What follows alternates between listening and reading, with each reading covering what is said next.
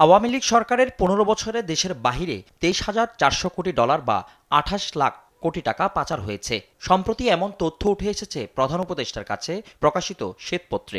এই অর্থ পাচারে শুধু রাজনীতিবিদই নন, ভূমিকা রেখেছেন সুবিধাভোগী ব্যবসায়ীরাও।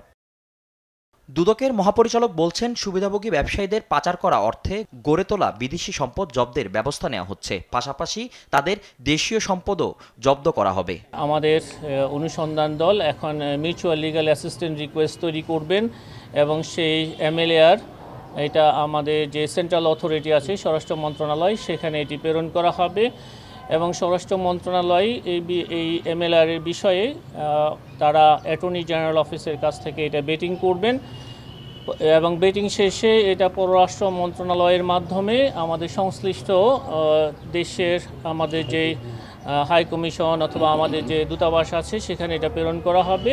এটার সাথে দেশি এবং বিদেশি আইনের বিষয়টা জড়িত আছে, জুরিসডিকশনের বিষয়, অধিক্ষেত্রের বিষয়টা জড়িত আছে।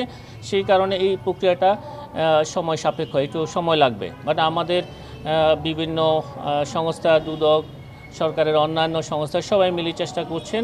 এদিকে ১১ কোটি টাকার বেশি অবৈধ সম্পদ অর্জন এবং ১২ ব্যাংক হিসাবে ৬ কোটি ৮৪ লাখ টাকার বেশি অস্বাভাবিক লেনদেনের অভিযোগে সাবেক গৃহায়ন ও গণপূর্ত মন্ত্রী সম রেজাউল করিম ও তার স্ত্রীর বিরুদ্ধে আলাদা দুটি মামলা করেছে দুদক। ৩ কোটি ৪৫ লক্ষ টাকারও বেশি জমা এবং ৩ কোটি ৩৯ লক্ষ টাকা উত্তোলন সহ মোট ৬ কোটি ৮৪ লক্ষ টাকারও বেশি সন্দেহজনক লেনদেন করার অপরাধ প্রাথমিক অনুসন্ধানকালে প্রমাণিত হয়েছে।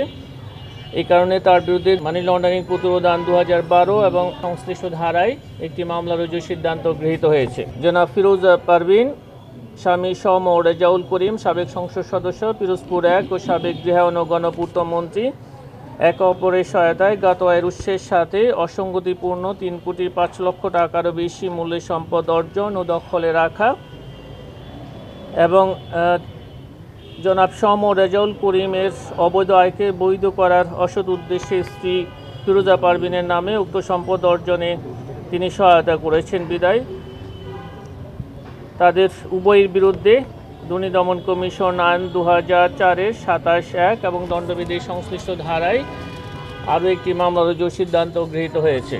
দুদক মহাপরিচালক আরও জানান, মিরপুরে এক আত্মীয়র বাসা থেকে সাবেক আইজিপি শহীদুল হকের ১২ কোটি টাকার FDR, জমির দলিলসহ ২ বস্তা নথি জব্দ করা হয়েছে। অভিযানে গুরুত্বপূর্ণ অনেক আলামত সেখান থেকে উদ্ধার করা হয়েছে। ফজলে আদিত্য, দেশ টিভি, ঢাকা।